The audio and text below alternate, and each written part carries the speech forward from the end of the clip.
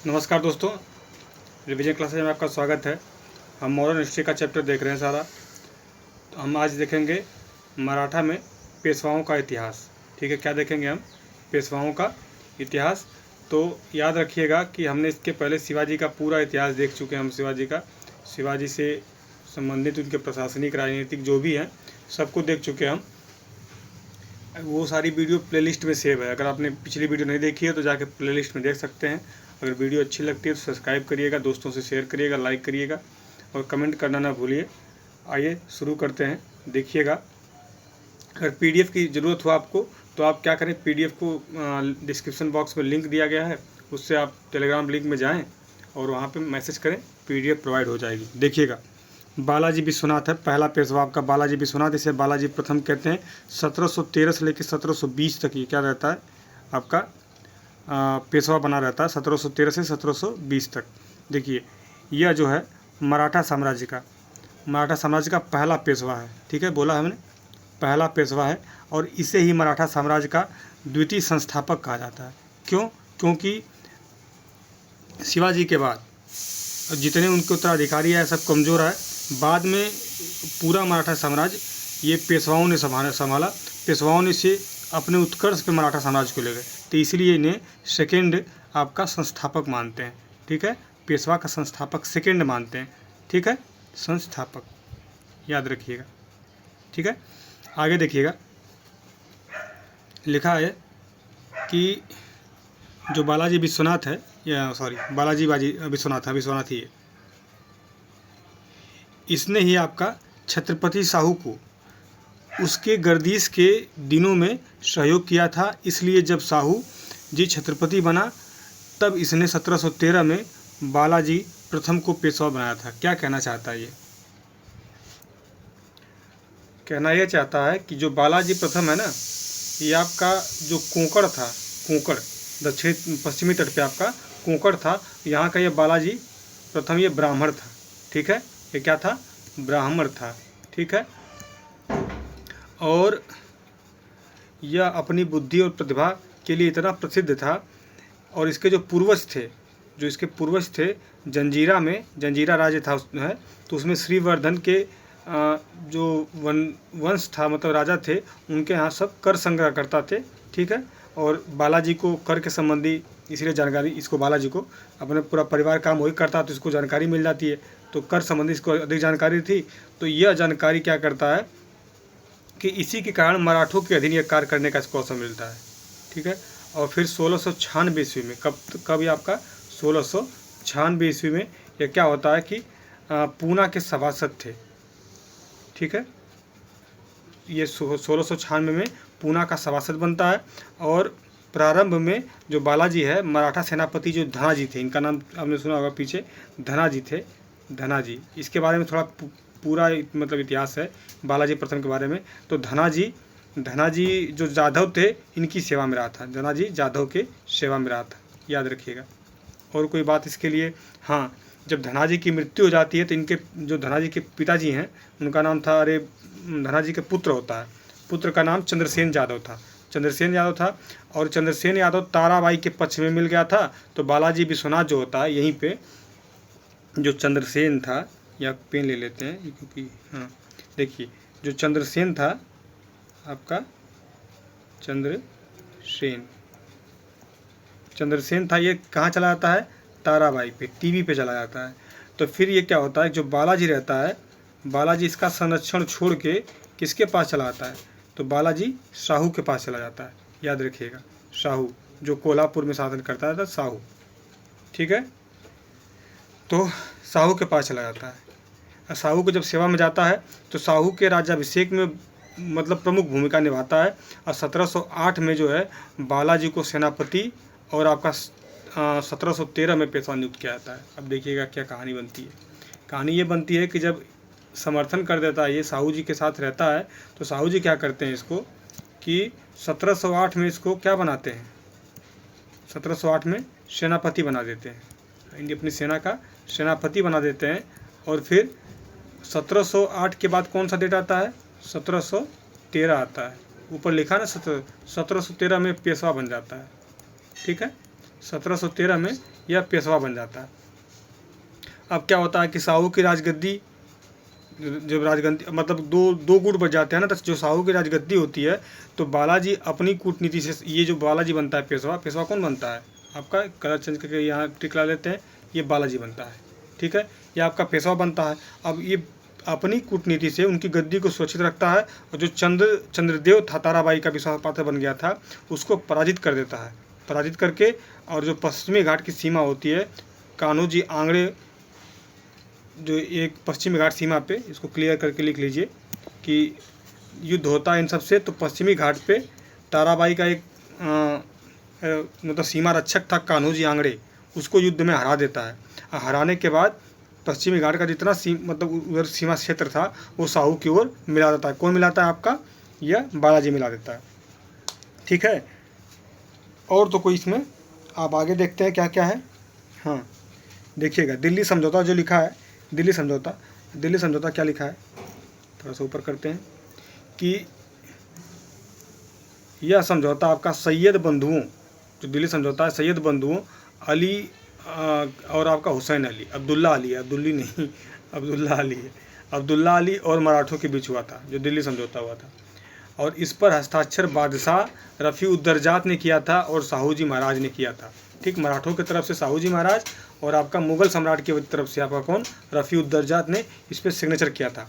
बालाजी क्या होता है कि बालाजी अपनी सूझबूझ और अपनी कौशल से दिल्ली जो दरबार था, दिल्ली दरबार, ये दिल्ली दरबार में जो षड्यंत्र चल रहा था, षड्यंत्र, इसका लाभ उठाता है, मतलब इसका फ़ायदा उठाता है। दिल्ली दरबार षड्यंत्र का फ़ायदा उठाता है और क्या करता है कि मराठों, जो मुगलों और मराठों के मध्य अस्थायी समझौते की व्यवस्था करता है, और दोनों पक्ष अपने अधिकारों तथा प्रभाव क्षेत्र में विधिवत व्यवस्था के लिए मान जाते हैं। तो 1719 में आपका मतलब सैयद हुसैन अली और आपका दूसरा जो था अब्दुल्ला, ये दिल्ली समझौते पे बात करते हैं। अब दिल्ली समझौते के अंतर्गत आता क्या क्या है, ठीक है, ये लिखा है ना। अब देखते हैं दूसरा वाला, दिल्ली समझौते के अंतर्गत आता क्या क्या है, कि लिखा है कि इस दिल्ली समझौता, मतलब इसे दिल्ली समझौता इसलिए कहा गया क्योंकि इस पर मुग़ल बादशाह ने हस्ताक्षर किए थे दिल्ली में, इसलिए इसे दिल्ली समझौता के नाम से जाना जाता है। समझौता की पृष्ठभूमि क्या है, देखिएगा, उत्तरकालीन मुग़ल बादशाहों के समय में कई समूह विद्यमान थे, और इसी में से एक समूह था हिंदुस्तानी दल के नेता।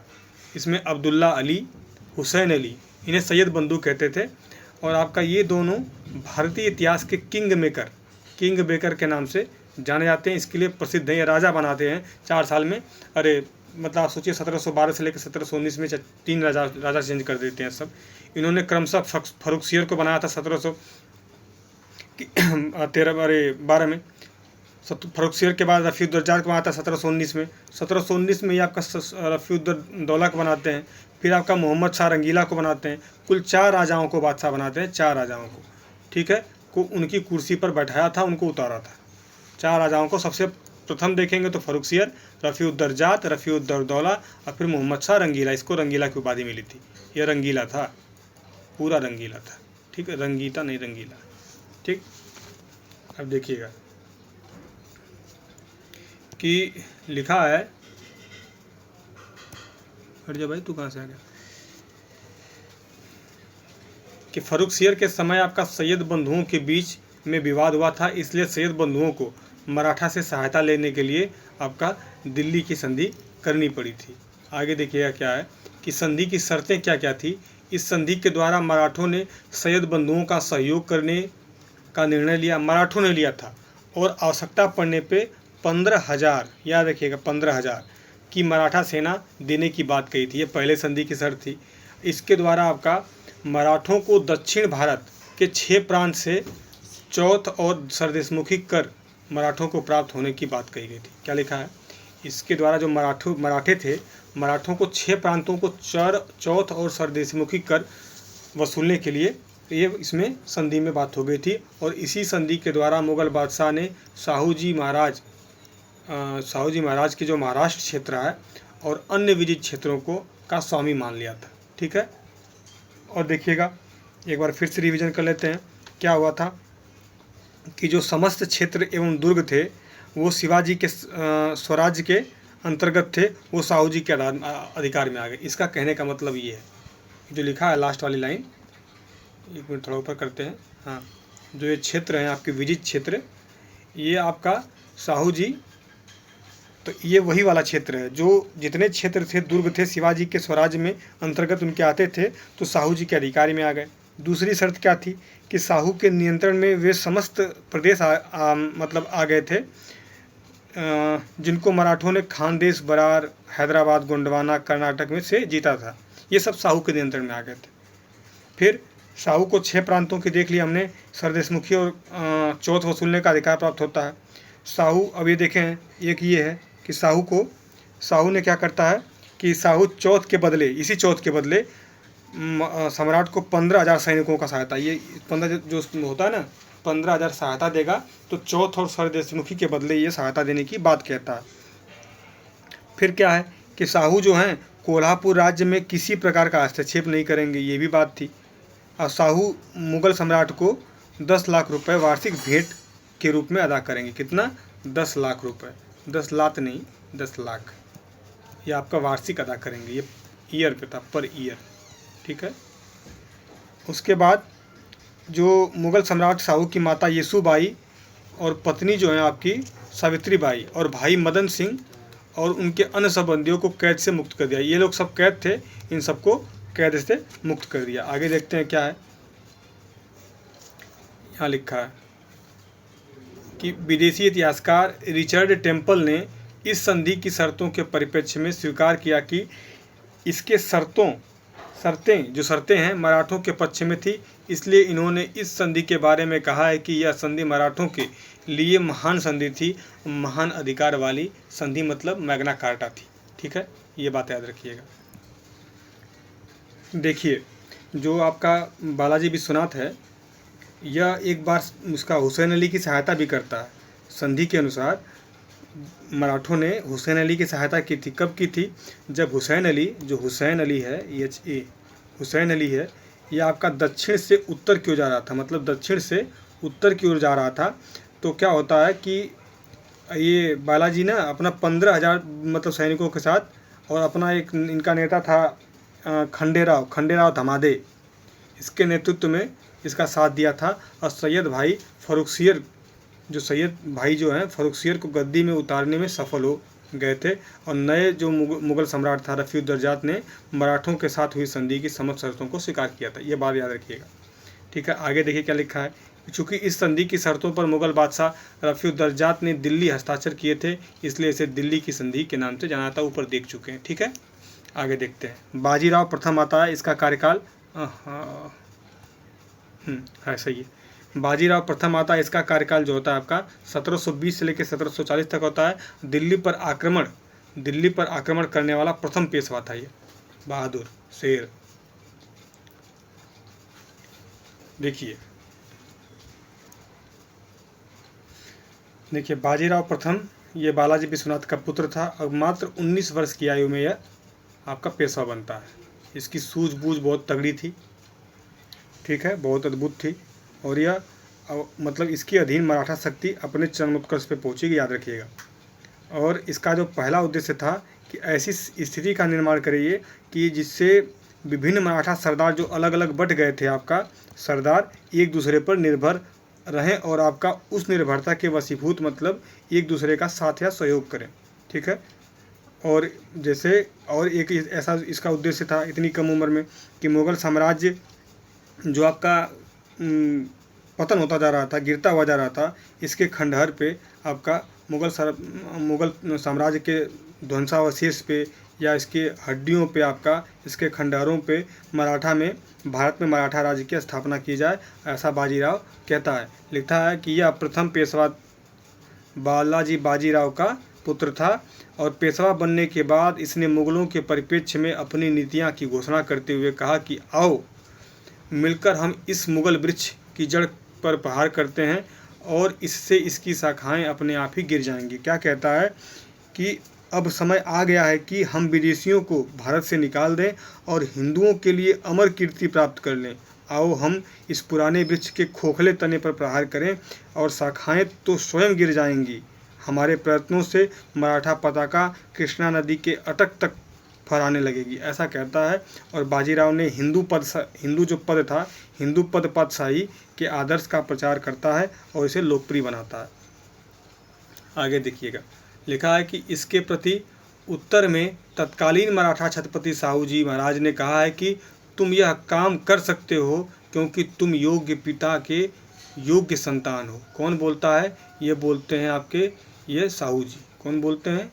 आपके साहू जी महाराज ये कहते हैं तुम योग्य पिता के योग्य संतान हो। आगे देखिएगा, लिखा है कि पेशवा और निजाम में संघर्ष। ठीक है, निजाम से संबंध जो आसफ इनका कार्यकाल कब बनता है? आप 20 से 40 तक है। तो उस समय पेशवाओं का मतलब निजाम कौन था? आप पीछे पढ़ चुके हैं कि निजाम उस समय आपका 1724 में कौन था? आसफ जाह की उपाधि उसको मिल चुकी थी, आसफ जाह निजामुल मुल्क। ठीक, देखिएगा, बाजीराव प्रथम के समय हैदराबाद के निजाम ने मराठों की सीमा पर आक्रमण करके आपका मराठा क्षेत्र में अशांति उत्पन्न की थी। ये बात की बात है कि वो हुआ था क्योंकि उस समय मराठे दोस्त थे और मराठों से युद्ध कब हुआ था इनका? 1727 में। 28 में संधि हुई थी, जो बड़गांव की संधि थी, नहीं मुंशी गांव की संधि थी ना, जो शिवगांव मुंशी की संधि 1728 में। ठीक है, मुंशी शिवगांव की संधि, आगे हो सकता लिखा है, ध्यान नहीं आ रहा है, लेकिन मुंशी शिवगांव की संधि है। हाँ, मुंशी शिवगांव की लिखा है 1728 में है। ये 16 मार्च को होती है। देखिएगा क्या लिखा था लास्ट में कि आक्रमण करके अशांति उत्पन्न की। ठीक है, फिर लिखा है कि तब बाजीराव ने 1728 में निजाम को पराजित करके एक संधि करने के लिए बाध्य किया। देखिए क्या होता यह है कि आसफ जाह जो निजामुल मुल्क मतलब निजाम हैदराबाद का 1724 में दक्कन में स्वतंत्र हैदराबाद की स्थापना करता है। कब? 1724 में। हम देख चुके हैं जब यह आपका मोहम्मद शाह रंगीला का शासन छोड़ के चला जाता है हैदराबाद, तो स्थापना करता है 1724 में और हैदराबाद को अपनी राजधानी बनाता है। ठीक है, फिर उसके बाद क्या कहता है, मराठों से इसके संबंध अच्छे थे लेकिन भय खाता था, इसीलिए कोल्हापुर का गुट था दूसरा जो मराठों का, उसको हमेशा प्रोत्साहित करता रहता था, हमेशा फूट डालने का काम करता था। तो 1725-26 में बाजीराव क्या होता है कि वहाँ से थोड़ा मतलब अपनी सत्ता से छोड़ के वो कर्नाटक की ओर चला जाता है। बाजीराव वहाँ से हट जाता है, कोई मतलब कहीं गया रहता है। तो क्या होता है कि जो संभाजी की सैनिक सहायता से आपका साहू जी की अधीनता स्वीकार कराने के लिए प्रयत्न करता रहा था। ठीक है, क्या होता है, संभाजी जो कोल्हापुर में कौन शासन कर रहा था? संभाजी, संभाजी। ठीक है, ये संभाजी जो हैं आपके कोल्हापुर में शासन करते हैं, तो इनको प्रोत्साहित करता है कि तुम क्या करो कि सैनिक सहायता की और साहू जी की अधीनता स्वीकार करने के लिए प्रयत्नशील कर रहा था। ठीक है, लेकिन पेशवा लौटकर स्थिति का पक्ष लेता है और 7 मार्च आपका 1728 को 7 मार्च 1728 को पालखेड़ा का युद्ध होता है। युद्ध याद रखिएगा, पालखेड़ा बहुत इंपॉर्टेंट है। जब पालखेड़ा का युद्ध होता है तो ये पालखेड़ा का युद्ध में निजाम जो हार जाता है, बहुत लात खाता है बेचारा, लात खाते खाते फिर संधि की बात करता है। तो जब संधि कौन सी होती है? 16 मार्च 1728 को संधि होती है। 7 मार्च के बाद 16 मार्च को संधि होती है, 1728 को लिख देते हैं यहाँ पे, 1728 को संधि होती है। इसी संधि का नाम आपका मुंशी शिवगांव की संधि है। क्या है? मुंशी शिवगांव की संधि, मुंशी शिवगांव की संधि। ठीक है, ये याद रखिएगा। मुंशी शिवगांव की संधि है। ठीक है, फिर क्या होगा कि यह संधि जो है, यहाँ देखिएगा, यह संधि मराठों और निजामों के बीच हुई थी और इसके माध्यम से निजाम ने मराठों के क्षेत्र को मराठों को वापस दे दिया था। ठीक है, अब क्या है कि संधि के अनुसार जो है कुछ शर्तें लागू हुई थी। जैसे निजाम साहू को चौथ और सरदेशमुखी का शेष धन प्रदान करेगा। जो चौथ और सरदेशमुखी ले रहे हैं तो उसका जो शेष धन है आपको साहू को प्रदान करेगा। ठीक है, प्लस सरदेशमुखी, ठीक, ये साहू को देगा। ठीक है, ये साहू को देगा। दूसरा क्या है कि निजाम को उन समस्त व्यक्तियों को रखना पड़ेगा जिन्हें मराठों ने कर वसूलने के लिए नियुक्त किया है उनके क्षेत्र में। फिर और निजाम जो है साहू के समस्त महाराष्ट्र का स्वामी स्वीकार करेगा। निजाम जो है इसी संधि के अंतर्गत निजाम जो है समस्त महाराष्ट्र का महाराज किसको समझेगा? साहू को समझेगा। यह आपका संधि के अंतर्गत आ जाता है। फिर जो निजाम है संभाजी द्वितीय को पनहाला भेजना स्वीकार किया था इसी संधि के अंतर्गत। ठीक है, अब यहाँ पे अपनी हार मान जाते हैं और आपका मराठों की सर्वोच्चता स्थापित हो जाती है। ठीक है, आगे देखिएगा कि बाजीराव की गुजरात और मालवा विजय। देखिएगा बहुत इंपॉर्टेंट है, बाजीराव की गुजरात व मालवा विजय। क्या होता है कि बाजीराव ने पश्चिम भारत में स्थित अपने पड़ोसी क्षेत्रों जैसे आपका गुजरात पर आक्रमण करके इस पर विजय करके मराठा साम्राज्य का हिस्सा बना लिया था। ठीक है, गुजरात विजय के बाद उत्तर भारत व दक्षिण भारत के बीच मालवा को भी जीत लिया था। ठीक है, ये दो चीज़ें उस समय की हैं।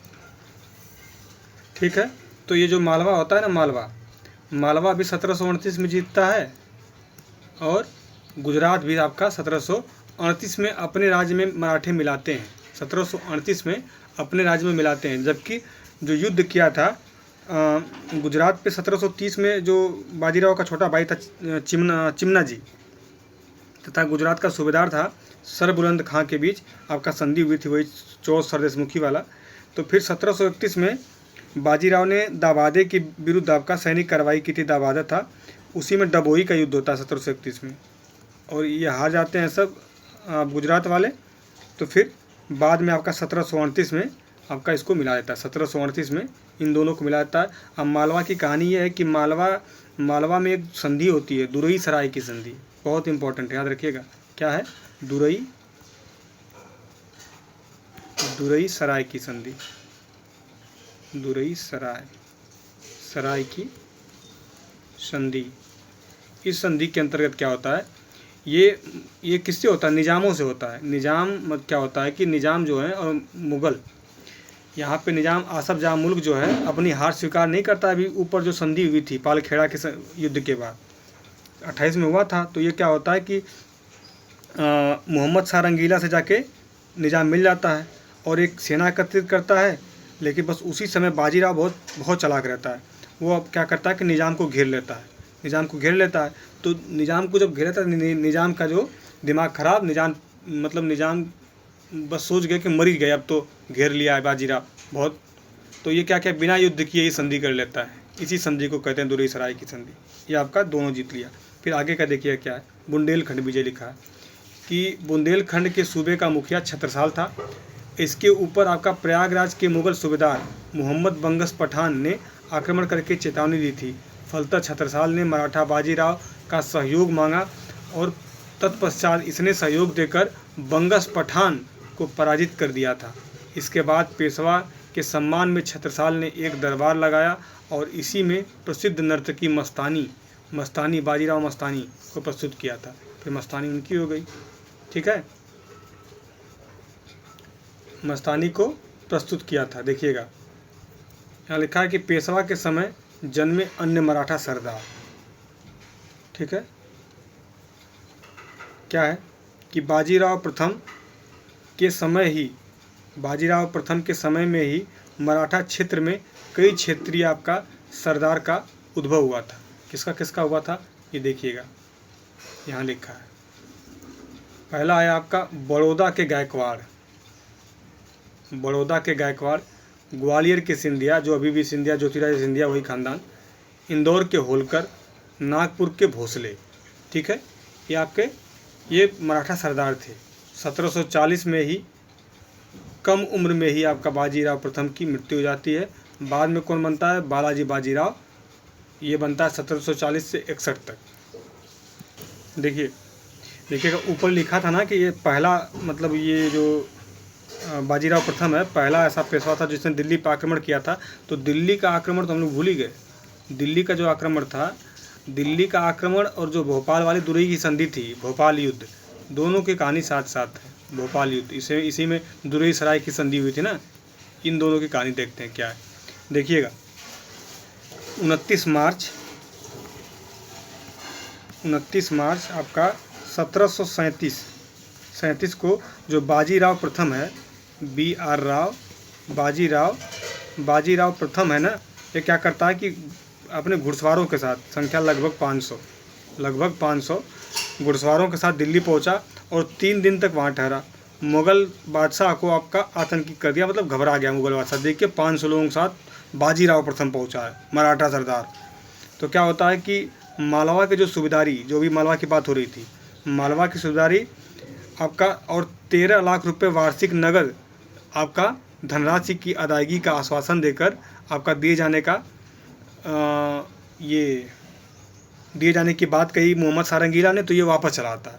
देखिए क्या हुआ, अब चढ़ गया उनके जाके करेजवा पर बैठ गया। अब देख के घबरा गया मोहम्मद शाह रंगीला, वैसे भी रंगीला था, उसके चारों तरफ रंगीन कहानियाँ थी। तो अब घबरा गया तो क्या करता है कि मालवा की सूबेदारी दे देता है उसको। अब मालवा जहाँ युद्ध होता है, और 13 लाख रुपए कहता है कि वार्षिक देंगे आपको सरकार, यहाँ से चले जाओ, मेरा जान बकस दो। तो वापस चला आता है। अब इस आक्रमण से मुग़ल सम्राट क्या कहता है कि अब भाई अचानक से कोई पूरे भारत का मुग़ल बादशाह हो, उसके पे आप उसके महल में घुस के चढ़ जाएँ और वहाँ से फिर वसूली करके चले आएँ, आपको एक राज विशेष का क्षेत्र भी मिल गया, सूबेदारी का पद भी मिल गया। तो इससे जो मुग़ल सम्राटों का खोखलापन जो है, खोखलापन मतलब खंडहर वाला हिस्सा आपको नज़र आने लगा, सबको दिखने लगा। ठीक है, तो अब क्या है कि 1737 में मुग़ल बादशाह जो मोहम्मद शाह है, निज़ामों को मराठों के विरुद्ध भेजा। अब यही कहानी आती है। अब मोहम्मद शाह रंगीला जो है, ये मोहम्मद रंगीला, मोहम्मद शाह जो रंगीला है, यह आपको क्या करता है, अब देखा कि एक साइड निज़ाम भी परेशान है, तो निज़ाम को अपने मिला लेता है। ठीक है, निज़ाम को बुलाता है और अपने मिला लेता है, कहता है कि हम दोनों मिल जाते हैं और किसको, मराठों को, बाजीराव प्रथम को, मराठे को हरा दो, पटक के धो दो। ठीक है, इसके विरुद्ध भेजा। और कहाँ भेजा, भोपाल के निकट भेजा। तो बाजीराव बहुत तत्पर रहता था, हर एक काम के तत्पर रहता था, और इस क्या करता, निज़ाम को वहीं घेर लेता है। ये है आपका भोपाल के पास ही घेर लेता है। और घेरने के बाद बिना युद्ध के वही संधि होती है, दुरई सराय की संधि, और मराठे के पक्ष में यह संधि होती है। ठीक है, और ऐसे ही आपका बसीन का विजय होता है। इसमें यूरोपियों के विरुद्ध आपका बसीन के विरुद्ध में मराठों की पहली जीत हुई थी। यूरोपियों का राय थे ये सब। 1739 में, याद रखिएगा, 1739 में बसीन की विजय होती है, याद रखिएगा, बसीन की विजय होती है। और ये आपका मराठों की पहली आपकी यूरोपियों के प्रति विजय थी, यूरोपियों के प्रति। ठीक है, इसमें आपका चिमना जी के नेतृत्व में पुर्तगालियों से छीना गया था। ये पुर्तगालियों का आक्रमण, उसमें कब्जा था, छीना गया था। और सालसेट पे भी मराठों ने अधिकार कर लिया था। फिर कोंकण अभियान भया था 1733 में। कोंकण में आपका जंजीरा सिद्धियों के खिलाफ आरंभ करके जीता था। ये सब कहानियाँ देख ली हमने। अब बाजीराव, बार कहा जा रहा है बाजीराव, अब बाजीराव को देखते हैं। देखिएगा, बालाजी बाजीराव किसका बेटा है, आपका पेशवा बाजीराव का बेटा है। और जब ये उनकी मृत्यु हो जाती है आपके बाजीराव की, तो क्या होता है कि जो इनका बड़ा बेटा है, बालाजी बाजीराव पेशवा का बड़ा बेटा था, तो इनको नियुक्त करते हैं, साहू जी पेशवा नियुक्त करते हैं। तो अब इन्हीं बालाजी बाजीराव को नाना साहब के नाम से जाना है, इन्हीं के नाना साहब भी कहा गया। और जब ये पेशवा पद पर नियुक्त हुए तो रघु जी भोसले जो सेनापति थे साहू के, ये विरोध करते हैं। रघु जी भोसले ये विरोध करते हैं कि इसको न बनाया जाए। ठीक है, रघु जी भोसले विरोध करते हैं। और आपका जो अन्य मराठे सरदार थे, जैसे होलकर, सिंधिया, गायकवाड़, ये सब विरोध करते हैं। लेकिन फिर भी मतलब 4 जुलाई को, समथिंग 4 जुलाई को आपका 1740 में यह मराठा बनता है। 1740 में बालाजी बाजीराव। ठीक है, 61 तक रहता है। आगे देखते हैं क्या है कि इसके यहाँ लिखा है, इसके समय में मराठा साम्राज्य का सर्वाधिक विस्तार हुआ था। ठीक है, आगे देखिएगा, मराठों का दिल्ली और पंजाब अभियान, मराठों का दिल्ली व पंजाब अभियान देखिएगा।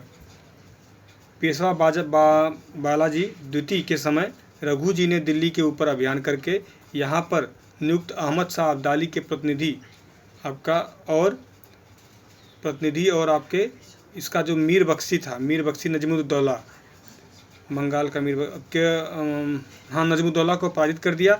लेकिन मराठे दिल्ली में ही नहीं रुके, वे यहाँ से पंजाब पहुँचे और पंजाब में शासन कर रहे अहमद शाह अब्दाली का पुत्र जो तैमूर को पराजित कर दिया था। ठीक है, यहीं से तो इनकी कहानी खत्म होती 1761 में।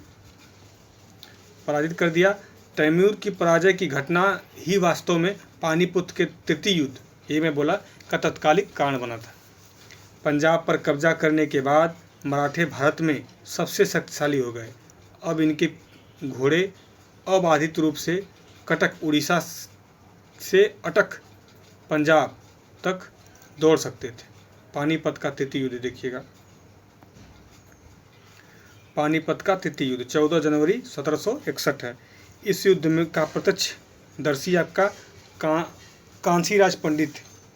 इस युद्ध में अफगान शासन अहमद शाह अब्दाली ने मराठा पेशवा बालाजी द्वितीय को पराजित किया था और इसमें अब्दाली ने अवध के नवाब और दिल्ली के मीर बख्शी और आपका भारत की कई क्षेत्रों की शक्तियों ने सहयोग दिया था, जबकि पेशवा बालाजी द्वितीय की तरफ से मुख्य सेनापति के रूप में इसका विश्वास राव, इसका पुत्र है, ने भी भूमिका निभाई थी, जबकि सदाशिवराव भाऊ और इब्राहिम खां गर्दी इसके अन्य सेनापति थे।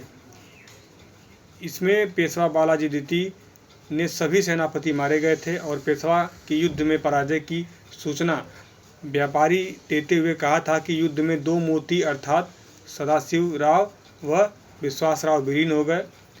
इस युद्ध का मुख्य कारण मराठों की साम्राज्यवादी महत्वाकांक्षी थी।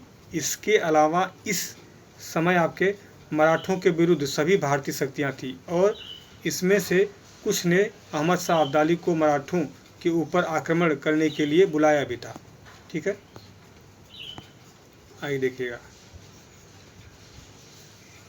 कांसीराव पंडित ने कहा कि यह युद्ध मराठों के लिए प्रलय लेकर आया था और इसी युद्ध के बारे में कहा जाता है कि कोई भी ऐसा मराठा परिवार नहीं था जिसे अपना सगा संबंधी न खोया हो। अर्थात कुल मिलाकर इस युद्ध में मराठों को जन तथा धन दोनों की मतलब प्रचुर हानि हुई थी। ठीक है, लिखा है कि वर्ष 1526, 1556 और 1761 ईस्वी में 3 आपके पानीपत युद्ध हुए हैं, क्योंकि यह परंपरागत रूप से युद्ध के मैदान के रूप में प्रसिद्ध था और इस समय युद्ध बड़े बड़े मैदानों में ही होते थे। अर्थात हम कह सकते हैं कि पानीपत की भौगोलिक स्थिति ऐसी थी कि यहाँ राजनीतिक रूप से 3 युद्ध हुए थे। यह आपका यूपीएससी का क्वेश्चन आया था, उसके लिए लिखा गया है। पानीपत के युद्ध तृतीय से मिली हार को बालाजी द्वितीय जो बर्दाश्त नहीं कर पाया और 1761 में अपना बोरिया बिस्तर बांध के भगवान के पास चला गया। ठीक है, 1761 में इनकी देहावसान मृत्यु हो जाती है। ठीक है, तो माधवराव कब से कब तक रहता है? 1761 से लेके आपका 1772 तक ये आपका क्या रहता है? पेशवा रहता है। माधवराव ने पानीपत की हार से मराठों को निजात दिलाने का प्रयास किया और इसी ने समय में वर्ष 1772 में प्रयागराज में अंग्रेज़ों के अधीन शासन कर रहे मुग़ल बादशाह शाह आलम द्वितीय को मराठों ने छुड़ा लिया था और 1772 में अपने अधीन दिल्ली की गद्दी पर बैठाया था, मराठों ने बैठाया था।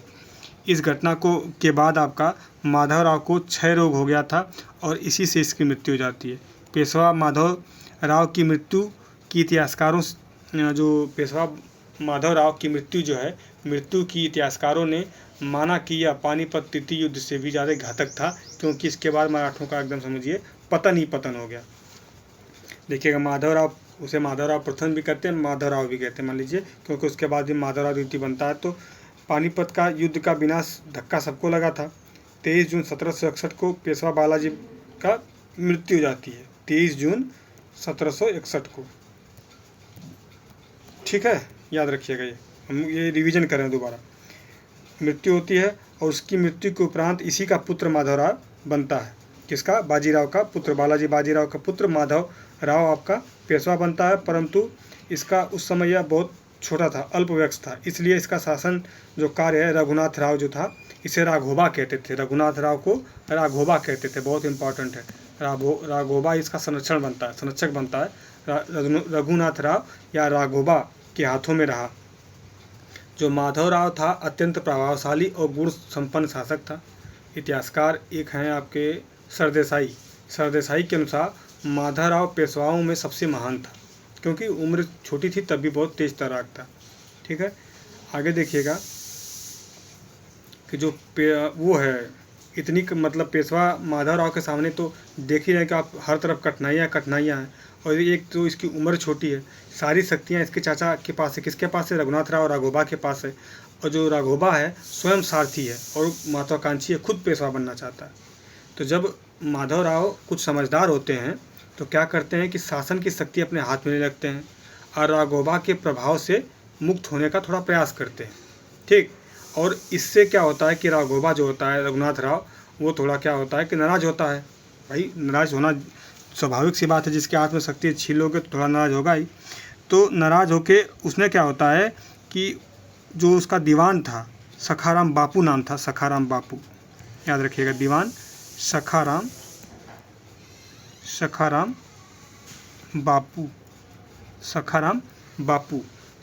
बापू ने इसका पदत्याग कर दिया था। दो लोगों ने पदत्याग किया, रघुनाथ ने और सखाराम बापू ने।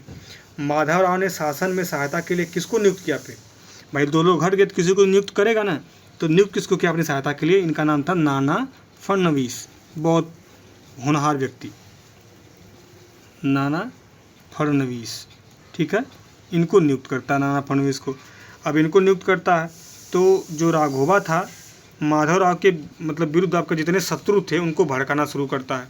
फिर सरदार, जितने मराठी सरदार थे आपके, ग्वालियर के होलकर हैं, फिर ये नए ग्वालियर के सिंधिया हैं, फिर होलकर हैं, फिर आपके होलकर हैं, सिंधिया हैं, और कौन है वो चार है ना,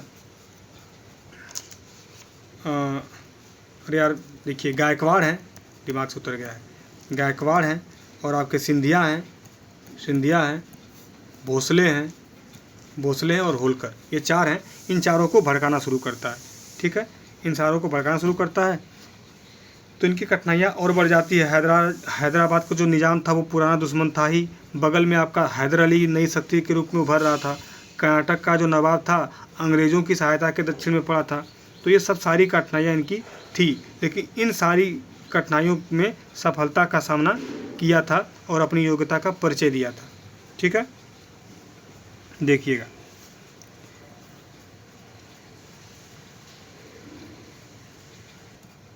ठीक है। तो माधवराव के बारे में हम लोग जान कर देखिए माधवराव की उपलब्धियां क्या क्या, क्यों महान कहते हैं, क्योंकि देखिए 1772 में मरता है ना, 1772 तक हैदर अली को 4 बार परास्त कर चुका है। ये माधवराव 4 बार मतलब निजामों को, अरे हैदर अली को हराता है। 1768 में जो ये आपका क्या नाम था, रघोबा था ना, रघुनाथ राव, इसको मतलब हरा के कैद में डाल देता है। फिर 1766 में होलकरों को, फिर मालवा बुंदेलखंड जीतता है, जाटों को, रूहेलों को दबाता है। फिर 1772 में आपने पीछे देखा कि शाह आलम द्वितीय को गद्दी पर भी बैठाता है, शाह आलम सेकेंड को गद्दी पर भी बैठाता है। तो इसीलिए बहुत महान है। और इसकी मृत्यु होती है केवल 27 वर्ष में, रोग से ग्रसित हो जाता है तो बहुत क्षति पहुँचती है। ठीक है, आता है माधव नारायण राव, इसको देखेंगे कि यह नारायण राव का पुत्र था और इसके समय मराठा मस्तिष्क के नाम से विख्यात नाना जी फडणवीस, जिसको नियुक्त किया था, ने संरक्षण प्रदान किया था। ठीक है, आगे देखिएगा कि प्रशासनिक व्यवस्था चलाने के लिए एक शक्तिशाली परिषद का गठन किया गया, जिसका नाम आपका 12 भाई परिषद था। क्या नाम था? 12 भाई परिषद था। ठीक है, इसे काउंसिल ऑफ रीजेंसी कहिए, काउंसिल ऑफ रीजेंसी 12 भाई था। और आपका इसी के समय मराठा साम्राज्य के विभाजन के बाद आपका पुनः रघुनाथ राव ने की, जब इसकी एक न चली तब यह भागकर अंग्रेज़ों के पास पहुंचा और इसकी इसी दुर्भाग्यपूर्ण कार्रवाई के वजह से प्रथम आंग्ल मराठा युद्ध हुआ था। इसी के कारण हुआ था। जैसे में क्या हुआ कि जब पेशवा माधवराव की मृत्यु होती है तो नारायण राव पेशवा बनता है। ठीक है, 1772 से 73 तक एक ही साल तक उसका शासन रहता है। ठीक, लेकिन कुछ समय बाद क्या होता है कि उसका वध कर डालते हैं। अरे रघुनाथ राव मिलके। रघुनाथ राव पेशवा हुआ, फिर क्या होता है कि जो इसका मंत्री रहता है सखाराम बापू और नाना फडणवीस, इसका मंत्री भी चला जाता है नाना फडणवीस की तरफ। नाना फडणवीस पहले अलग रहते हैं क्योंकि वो संरक्षण दिए थे। ये क्या करते हैं, लोग विरोध करते हैं और नाना फडणवीस ने मराठों को एक दल बनाया था। उसी दल में आपका 12 भाई परिषद कहते हैं और माधव राव नारायण राव द्वितीय कहते हैं इसे। नारायण राव द्वितीय बाद में आता है, उसके बाद नारायण राव के बाद। ये लंबा शासन करता है, 1774 से लेकर 96 तक शासन करता है नारायण द्वितीय, माधव राव द्वितीय ने। ठीक है, तो क्या होता है कि नारायण राव, तब ये आपका रघुनाथ राव भाग के जाता है। प्रथम आंग्ल मराठा युद्ध देखेंगे हम लोग। देखिएगा, प्रथम आंग्ल मराठा 1775 से 82 तक चलता है। इस युद्ध के समय आपका मराठा पेशवा माधव नारायण राव, जैसे माधव राव द्वितीय कहते हैं, जब बंगाल का गवर्नर जनरल वारेन हेस्टिंग था। ठीक है, तो ये आपका सूरत की संधि होती है 1775 में। सूरत की संधि होती है 1775 में।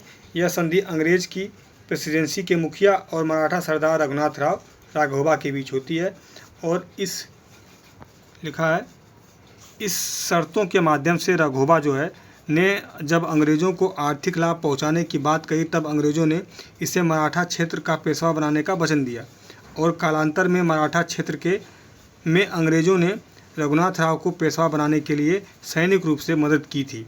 ठीक है, कब की थी, क्या हुआ, बम्बई परिषद में बिना गवर्नर जनरल और अपनी काउंसिल से सलाह लिए ही रघुनाथ राव के साथ 7 मार्च को 1775 में सूरत की संधि कर लेते हैं। कौन करता है, बम्बई प्रेसिडेंसी वाला सूरत की संधि करता है। ठीक है, 1775 में। अब इस संधि के अंतर्गत क्या क्या होता है कि राघोबा को पेशवा बनाया जाएगा, 500 सैनिकों का सहायता दिया जाएगा और इसका जो सैनिकों का व्यय होगा राघोबा देगा। कौन देगा, गधा राघोबा देगा। ठीक है, यही सब था। आगे देखिएगा, पुरंदर की संधि। यह संधि मराठा पेशवा अर्थात पूना दरबार और अंग्रेज़ों के बंगाल प्रेसिडेंसी के मध्य हुआ। इसके द्वारा सूरत की संधि स्थगित हो गई और रघु जी को अंग्रेज़ों द्वारा संरक्षण न देने की बात कह गई। उपर्युक्त दोनों संधियां में से पुरंदर की संधि जो होती है, इसकी शर्तें लागू नहीं हुई और सूरत की संधि की शर्तें लागू हुई। इसकी कुछ कहानियाँ होती हैं, क्योंकि इसे ईस्ट इंडिया कंपनी कार्यवाही संस्था जो निदेशक मंडल था आपका, उसने मान्यता नहीं दी थी। किसकी मान्यता नहीं दी थी, आपका पुरंदर की संधि को। फलतः सूरत प्रेसिडेंसी जो है, अंग्रेज़ों ने राघोबा को संरक्षण देते रहे थे सब। अब तालगांव युद्ध होता है, क्यों बार बार हट जा रहा है यार। देखिएगा, तालगांव का युद्ध। यह युद्ध पूना दरबार और आपका सूरत के अंग्रेज़ों के मध्य हुआ था और इसमें अंग्रेज़ों को कड़ी पराजय मिली थी। बड़गांव की संधि 1779 में होती है, ये तभी होती है। यह संधि अंग्रेज़ों और पूना दरबार के बीच में, क्योंकि तालगांव के युद्ध में अंग्रेज़ बुरी तरीके से पराजित हुए थे, इसलिए बड़गांव के स्थान पे अंग्रेज़ों को अपमानजनक आपका संधि करनी पड़ी थी। तालगांव के युद्ध के बाद आपका यह संधि होती है, हार जाते हैं सब। तो वारेन हेस्टिंग की सतर्कता, बड़गांव जो है के स्थान पर जब संधि करनी पड़ी, तब तत्कालीन बंगाल का जो गवर्नर जनरल हेस्टिंग था आपका क्या करता है, आंग्ल मराठा युद्ध के समय सतर्क हो गया। ठीक है, और आपका इसने अब मराठों के खिलाफ सेनापतियों को उतारा। फलतः आपका मराठा कमज़ोर पड़ने लगे। सालबाई की संधि होती 1782 में। यह संधि माधव नारायण राव और अंग्रेज़ों के मध्य बंगाल प्रेसिडेंसी के मध्य हुआ था। ठीक है, और इसमें मध्यस्थता की भूमिका ग्वालियर का सिंधिया निभाता है। ठीक है, इस संधि के द्वारा अंग्रेज़ों ने माधव राव को पेशवा स्वीकार किया था और इस संधि के द्वारा अंग्रेज ने राघोबा का पक्ष लेना हमेशा के लिए छोड़ दिया। अब उसे 3.5 लाख रुपए पेंशन दी गई। आगे देखिएगा, वर्ष 1795 में मराठा पेशवा माधव राव ने आपका नाना फडणवीस के अत्यधिक कठोर और मनमाने रवैये से तंग आकर आत्महत्या कर ली। ठीक है, बाजीराव द्वितीय 1795 से आपका 1817 तक रहता है। यह अंतिम मराठा पेशवा था और आपका इसके समय में दूसरा और तीसरा आंग्ल मराठा युद्ध हुआ था और इसने अपने समय काल में मराठा सरदार सिंधिया को अपने पक्ष में करके मराठा सरदार जो होलकर था उसका भाई बिठू जी को निर्मम हत्या कर दी थी, गला रेत रेत के काटा था और इसकी कार्यवाही में द्वितीय आंग्ला मराठा युद्ध को जन्म दिया था। बसीन की संधि होती है 31 दिसंबर आपका 1802। यह संधि अंग्रेज़ों और आपका पूना दरबार मतलब बाजीराव पेशवा द्वितीय के मध्य हुई थी और इसके द्वारा पेशवा ने अंग्रेज़ों को सूरत नगर दे दिया था और इसी के द्वारा पेशवा ने अपना 2/3 भाग जो अंग्रेज़ों को दे दिया था। इसके द्वारा ताप्ती नदी, साबरमती नदी, नर्मदा के बीच स्थित जो लगभग 36 लाख वार्षिक आय वाला भाग था पेशवा की तरफ से अंग्रेज़ों को मिला था। बसीन की संधि का परिणाम देखिएगा, बसीन की संधि का परिणाम। इस संधि के द्वारा मराठा जो पेशवा ने सुरक्षा के नाम पर अपना 2/3 भाग अंग्रेज़ों को सौंप दिया और इसकी इसी कार्रवाई से द्वितीय आंग्ल मराठा युद्ध जन्मा था। इस संधि के बारे में कहा जाता है कि मराठों को भौगोलिक नक्शा ही बदल गया था, इसलिए इसे मराठों की भित्ति चित्र बदलने वाली संधि का नाम दिया जाता है। जब द्वितीय आंग्ल मराठा युद्ध होता है 1813 से लेकर 5 तक होता है। यह युद्ध आपका मराठा पेशवा बाजीराव द्वितीय और अंग्रेज गवर्नर वेलेस्ली के समय होता है।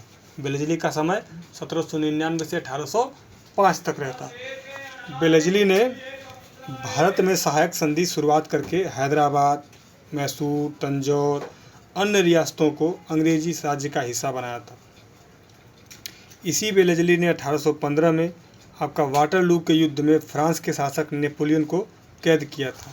बड़ा आराम मिला, ये तो बहुत तेज तराक निकला। देवगांव की संधि 17 दिसंबर 1803 को, यह संधि अंग्रेजों और मराठा सरदार भोसले के मध्य हुआ था। देवगांव की संधि पूछता है कौन सरदार के विरुद्ध हुई थी, तो मराठा सरदार भोसले। इसलिए भोसले ने अपने राज्य का अधिकतर भाग अंग्रेजों को दे दिया। सुरजी अर्जुन गांव की संधि, ये भी इम्पोर्टेंट है, 30 दिसंबर 1803 को होती है। यह संधि अंग्रेजों और मराठा सरदार सिंधिया सुरजी करते हैं, सुरजी के मध्य हुई थी। सिंधिया ने अधिकतर भाग अंग्रेजों को दे दिया था। तृतीय आंग्ल मराठा युद्ध 1817 से 18 तक होता है। इसमें क्या होता है कि इस युद्ध के समय मराठा जो पेशवा बाजीराव द्वितीय जबकि बंगाल का गवर्नर हेस्टिंग था। हेस्टिंग भारत में अंग्रेजी श्रेष्ठता स्थापित करना चाहता था, इसलिए इसने सभी मराठा क्षेत्र को चारों तरफ से घेर लिया और पूना दरबार, सिंधिया दरबार, होलकर के साथ इनके न चाहने पर भी एक एक संधियाँ किया। देखिएगा पूना की संधि कब होती है? 1817 में होती है। हेस्टिंग और पेशवा के बीच हुई इस संधि के द्वारा आपका पेशवा के राज्य को अंग्रेज़ों का हिस्सा बना लिया गया, ठीक है। और पेशवा बाजीराव द्वितीय को पूना से निकालकर अंग्रेज़ों ने उत्तर प्रदेश के कानपुर के बिठूर में आपका गंगा नदी के समीप इसे किनारे बिठूर भेज दिया था और इसको 8 लाख रुपए पूछता है। 8 लाख पेंशन दी। अब अंग्रेज़ों ने पूना को अपने अधीन करके प्रताप सिंह को दे दिया था। किसको दिया था? प्रताप सिंह को दे दिया था। ग्वालियर की संधि 1817 में होती है हेस्टिंग व सिंधिया के बीच के द्वारा। सिंधिया ने अंग्रेज़ों की अधीनता स्वीकार की थी। मंदसौर की संधि 1818 में होती है। मंदसौर मध्य प्रदेश का एक जिला है और अपने सांप्रदायिक स्थिति के कारण चर्चा में रहता है। यह संधि मराठा सरदार होलकर और अंग्रेज़ों के मध्य हुई थी। इसके द्वारा होलकरों ने अपना अंग्रेज़ों की अधीनता स्वीकार की थी। यह संधि आपका अंग्रेज़ों द्वारा किसी भी मराठा सरदार के साय संपन्न की अंतिम संधि थी, ठीक है। साथ संपन्न सबसे अंतिम संधि पूछेगा तो मंदसौर की संधि 1818 में होती है किसी भी मराठा सरदार के बाद। अंग्रेज़ों की मैसूर विजय हम लोग नेक्स्ट वीडियो में देखेंगे। माता रानी की जय हो। आपको माता रानी का दर्शन करा दिया हमने, ठीक है।